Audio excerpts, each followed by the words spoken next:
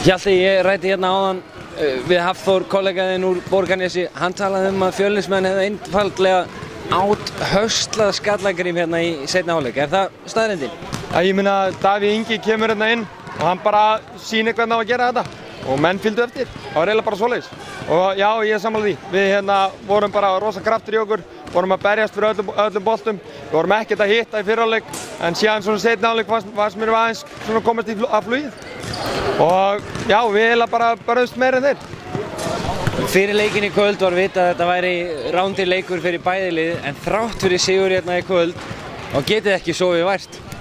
Nei, við þurfum að sækja, ég segi það að við þurfum að sækja 2 aðra sigra.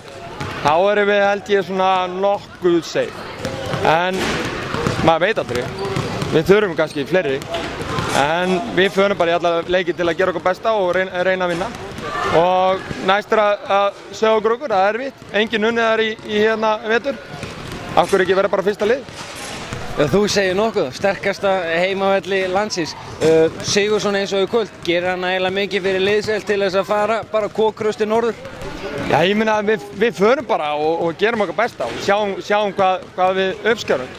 En þú veist, ég meina í þessari deild, ég segi það, hvaða lið sem getur unnið hvaða lið sem er. Mér finnst svona reynda káinningarnir hafa náttúrulega verið sterkastir, en ég meina Grindavík var óöfnir í gær og ég meina þeir hafa verið í close leikjum og ég meina, maður veit ekki, getum farið hitt á góðan leik á móti hvaða lið sem er og af hverju ekki vinna það.